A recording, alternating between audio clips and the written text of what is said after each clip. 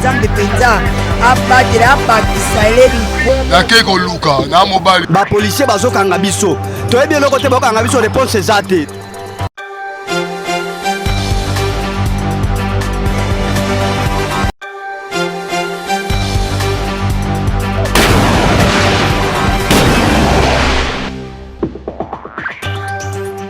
Merci pour la confiance et la fidélité à Koyeba qui vous a tellement aidé à Kolanda Mag FM édition à Mokula Lilo.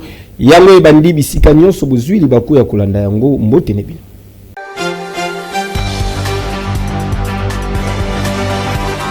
Mokonzi Mboka son excellence Félix Antoine Tshisekedi Tshilombo Fachi Beton a décoraki week-end eleki artiste musicien Timba Ipupa di Fali na ordre national ya Léopard na rang ya chevalier pe azwaki médaille d'or ya mérite des arts sciences pe lettres po na baloyo service rendu à la nation. Retour en image. De retour na ye na mboka pendenge elakamaki epai ya mfumu yekolo République démocratique du Congo son excellence Félix Antoine Tshisekedi Tshilombo artiste musicien Ipupa Ntimba Fali ayaki kozwa week-end eleki reconnaissance ya nation pona ba prouesse na ye na présence ya ba personnalité ebele pe ba invité de marque honneur ya liboso et utaki na garde républicaine oyo ba interprétaki quelques sonorités et artiste Fali Ipupa.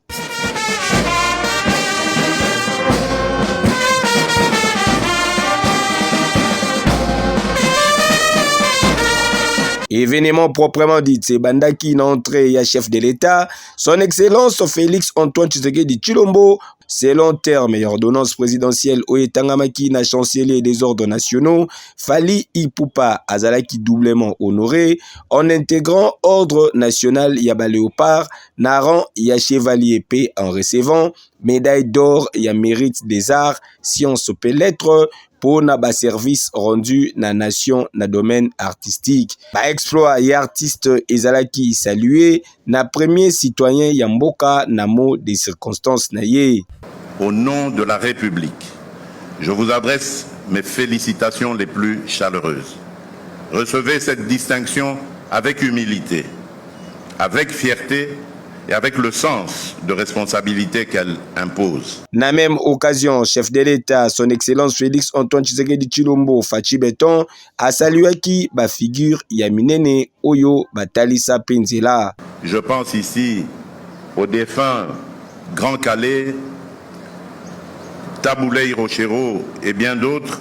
Je pense également à Papa Wemba, icône africaine de la musique par excellence dont nous venons récemment d'honorer la mémoire. Je pense également à Evoloko Joker, une autre légende de la musique congolaise. À Pascal Lokwakanza. Je pense à Jossar Nyokalongo et à Zaiko Langalanga, dont l'apport à la construction de l'identité musicale congolaise demeure considérable. Je pense à Kofi Olomide, dont l'œuvre et l'école ont marqué plusieurs générations.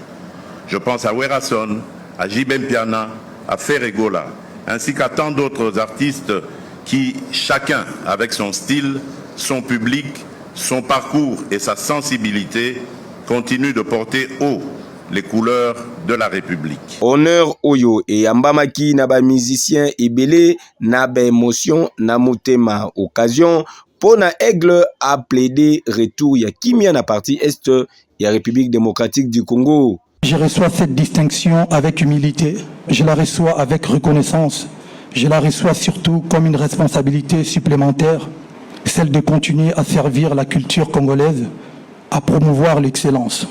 Je dédie particulièrement cet honneur qui m'est fait au retour de la paix à l'est du pays. Aigle ayaki maboko pambate akabelaki mfumu yekolo République démocratique du Congo son excellence Félix Antoine Tshisekedi Tshilombo disque de platine oyo azwaki na album Formule 7 reconnaissance oyo ekangi ba porte te pona ba talent misusu ndenge Fachi Beton atalisaki alobaki kizali par contre kufungola nzela na République oyo eyebi ko honorer ba oyo yaye pe tangu azali ko servir nation na excellence boyende izalaka yeke yo.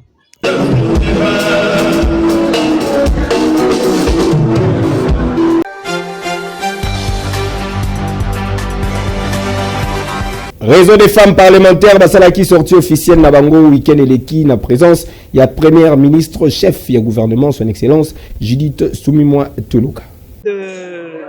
Représenter bien sûr ces femmes-là qui ne sont pas avec nous ici au Parlement, mais qui doivent aussi bénéficier de notre présence ici pour porter haut les voix de ces femmes-là. La sortie officielle aujourd'hui, pour moi, c'est un sentiment de satisfaction parce que nous avons un réseau connu où il y a un bureau et avec ça, nous pensons bien fonctionner pour que les femmes soient réellement représentées. Natournaye, ancienne ministre ya genre famille et enfants, atalisaki ke installation oyo ezali ko constituer moment moko fort pe ezali ko marquer ouverture ya mupepe ya sika oyo ezali ko mema espoir pe ezali ko renforcer leadership féminin. Lorsque vous vous retrouvez dans une structure tout à fait neutre au sein du Parlement, ça vous donne l'opportunité d'examiner sans passion, sans parti pris, en tout cas des questions fondamentales qui se posent au niveau de la population. Et là, ça crée une sorte de dynamique et ça peut vous pousser à plus de succès, à plus de réussite. Et là, vraiment, j'invite tous les parlementaires, que ce soit les femmes sénatrices, les femmes députées, elles doivent se mettre ensemble. Et d'ailleurs, ça constitue un pont pour nous, des organisations féminines de la société civile qui travaillent en dehors des institutions.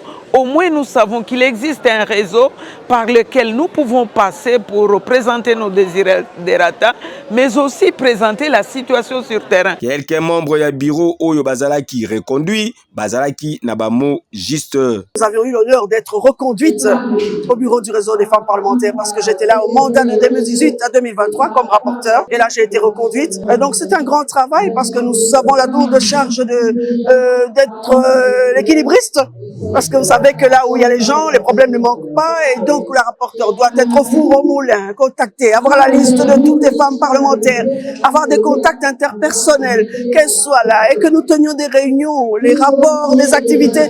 Donc c'est un grand travail en tant que rapporteur, mais c'est aussi beaucoup de plaisir que je fais ça parce que bon, j'aime le contact interpersonnel. Je demanderai à toutes les autres femmes de pouvoir se faire accompagner par d'autres femmes. Je suis la première vice-présidente de la commission socio-culturelle.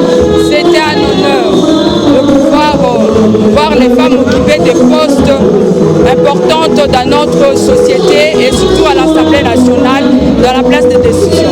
Ah oui, esengeli boyeba ke nyonso elekaki na ambiance moko ya kitoko na ndenge ya kosakana te avec impact pe idéologie.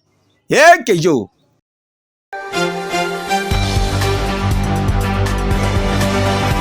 Sans vaccin ni kisi ndenge ni ba passion ya virus Ebola bazali kobika na République démocratique du Congo. Ministre ya santé Dr Samuel Roger Kamba a répondaki na ba question ya Bapanzisa. Cette épidémie est causée par un virus dont, théoriquement, 30 à 50% des personnes peuvent décéder. Ça veut dire qu'il y a 70 à 50% des personnes qui peuvent guérir. La vraie question, c'est qu'il faut qu'on les prenne en charge très tôt. Je répète le mécanisme. Quand le virus entre dans votre corps, il crée des dysfonctionnements. Ces dysfonctionnements, c'est quoi? Vous vous mettez à faire la diarrhée. Ces dysfonctionnements, c'est quoi? Vous vous mettez à saigner. Ces dysfonctionnements, c'est quoi? Vous avez du mal à respirer. Mais toutes ces choses-là, tous ces dysfonctionnements, nous savons les soigner en médecine. On sait soigner une diarrhée, on sait soigner une hémorragie, on sait soigner une détresse respiratoire, on sait soigner. Si vous venez, on va vous soigner de ces dysfonctionnements. Mais si vous ne venez pas, vous prenez la chance de mourir à cause de ces dysfonctionnements. Le virus lui-même, de manière directe, il va peut-être fragiliser de manière dramatique dans 30 à 50% des cas, mais les autres cas, c'est parce qu'on n'a pas traité. Donc quand on traite, on soigne les gens. Alors, donc c'est pas un miracle. Je viens de vous dire que le nombre de cas confirmés versus le nombre de décès, ça nous ramène à moins de 17% de décès. Nous sommes à 16,6 à 7,8% de décès. Ça veut dire que quand on prend les gens en charge, on les soigne. Ceux qui sont morts avant qu'on intervienne, ils sont morts.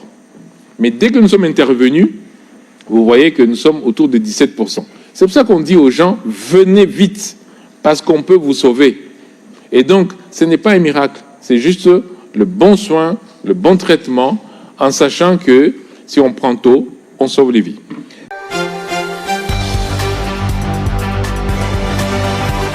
Trash pick-up pour l'assainissement, il y a ville province à Kinshasa. Kinshasa, ozalaka la République démocratique du Congo, yokelanga nanu eloko oyo. Kaka ndenge na yebisaka bino ke assainissement ya ville province ya Kinshasa eza na solution ndenge pe ezali kosalama. Solution yango eza se na kombo moko Trash Pickup. Trash Pickup SRL entreprise ya mwana mboka Alain Bolela le Donald Trump congolais ezali na ba matériel ya solo pe ba personnel qualifié pour na assainir bandaku na bino, ba entreprise na bino, ba millennium sobovandi pe pour na évacuation ya ba déchets. Tout désormais ozalaka na ville province ya Kinshasa na kwa nyonso ozwami fini ba makambo ya kotimola mabulu na kati ya mapangu, fini ba makambo ya kobwaka matiti na balabala, esi la pona libela makambo ya kobelelaka matiti po tomoni biso nyonso makambo basali awa na Kinshasa non seulement ezali malamu te po na environnement na biso, ba santé na biso, kasi ezali pe kobebisa image ya mboka pe befort nyonso oyo bakonzi ya mboka bazali kofournir po na kozongisa Kinshasa na image dango ya kitoko kin label. Désormais, bo contacter Trash Pickup. Banoko ozala na entreprise ONG, centre de santé, atabino batu ya ba supermarché, ba particulier kuna na bandaku, eza possible pe okoma partenaire ya Trash Pickup. Tala!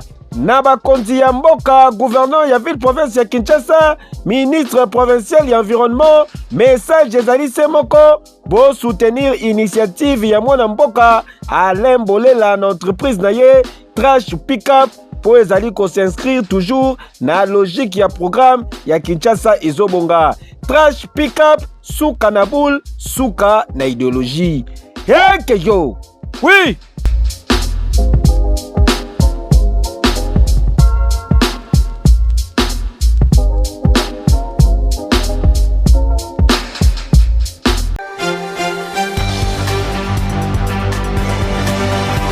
Vous avez besoin de couverture médiatique P. Bassa na yo événement na yo qui toko contacter FM Prod.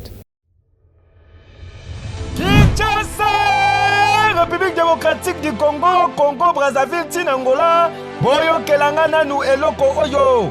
Fondation Malou à télévision FM TV bazali offrir na bino ba service na bango ya qualité na ba prix moko hors concurrence. Ezala pona ba reportage, interview, tournage ya ba clip vidéo, ba production audiovisuelle, pe ba service ya ndenge na ndenge grâce ya équipe ya ba professionnel passionné, pe na utilisation ya ba matos ya solo ya dernière génération. FM télévision azali ko créer ba contenu visuel percutant pe ya haute qualité oyo ezali adapté na ba besoin na bino.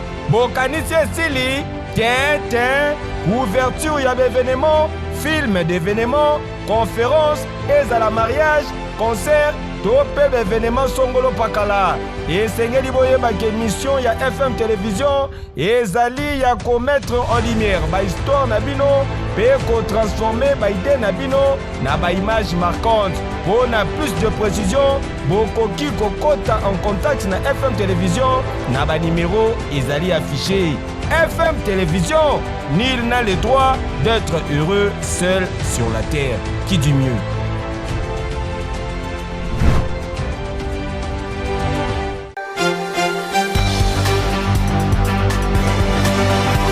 On poursuit l'édition à Mokola Lelo, na page noire Oyo.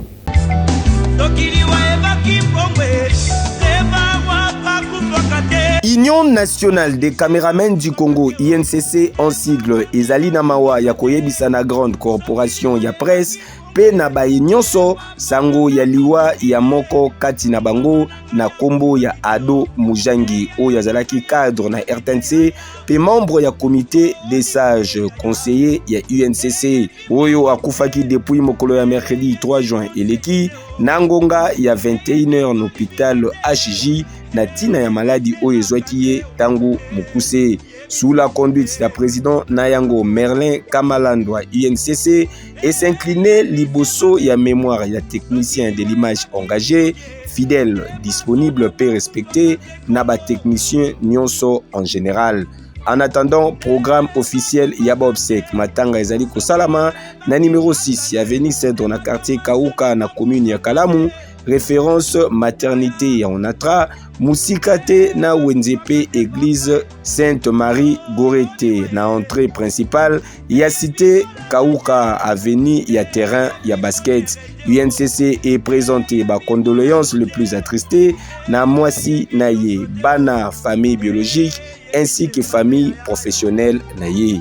UNCC et Bungisi repère, UNCC et Bungisi mémoire, UNCC et Bungisi Ndeko.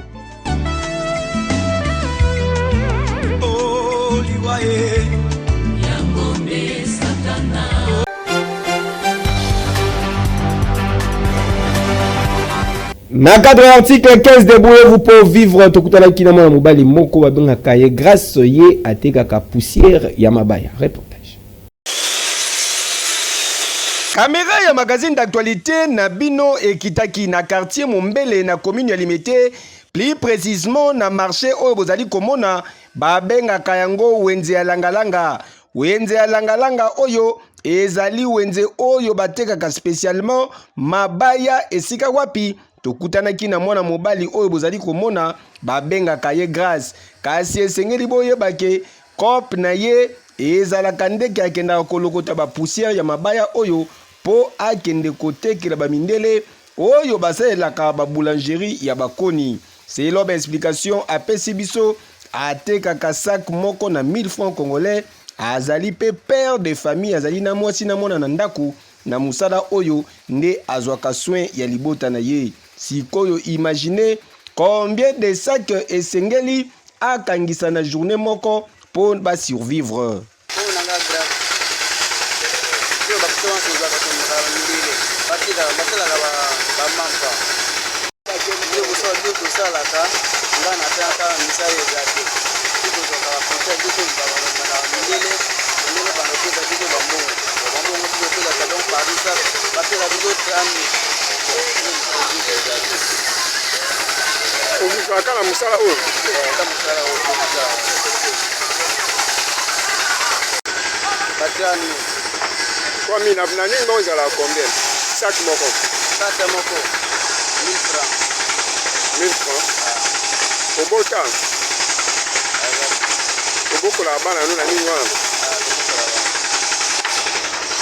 Ah oui, musala ya zoba ezalaka te, courage papa grâce, malembe nzambe ya kosunga kaka. Vi ya mwana mobali ezalaka kaka boye, lobi ya nzambe mabende koyiba. Kasi yo vandelaka kaka mama na ndaku obendaka bote age si epusani okoma 17h ozongi pe na ndaku mame wapi fufu nanga yoka soni tala grâce yeyo ete ya bino eke yo.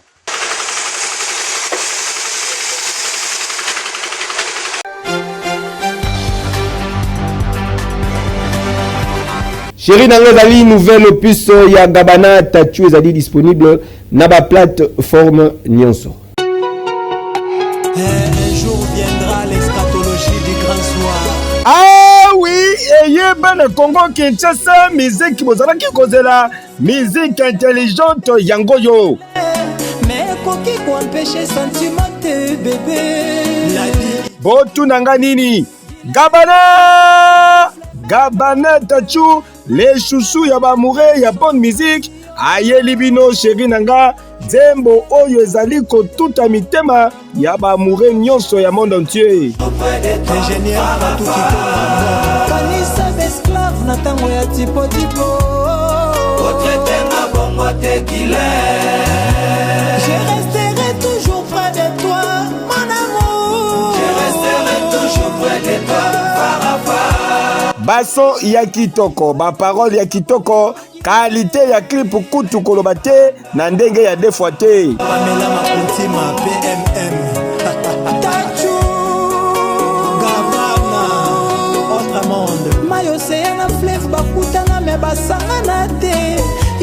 lisusu okomi koboya kosangana na nga mopanzi na yo ya talokile kibanda zala na yo telefone na chargeur na yo.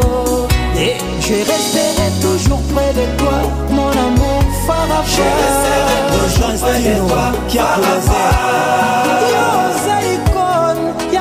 Chéri Nanga, ezali déjà disponible na ba plateforme nyonso bo consommer yango ndenge bolingi po eza miziki ya kitoko. Ah, boyo kelanga nanu eloko oyo. Les grands Yakuza, pour l'amour de son pays, colonel Luzolo Gérard, breveté d'état-major. Chéri Nanga, oya motema, gile Nanga, oya kibanda, naleli mingi, pesanga bolingo, mbuma ekweyaka, musika nzete na yete, nga pepe menino, ba plaisir, gile Nanga, oya motema kibanda. Yuri Lusaolo, mon directeur d'Adi Ngunga, Yannick Letz Gonzonza. Gile Nanga, oya motema. Tala!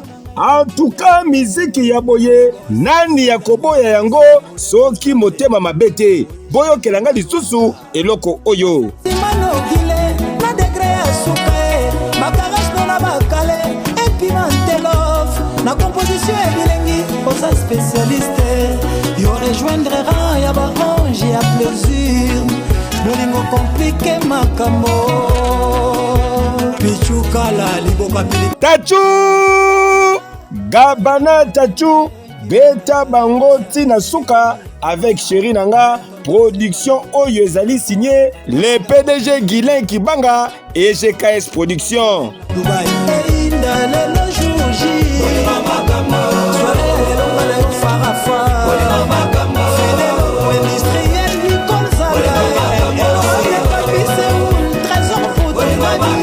et pesa Zouate, et que yo, oui.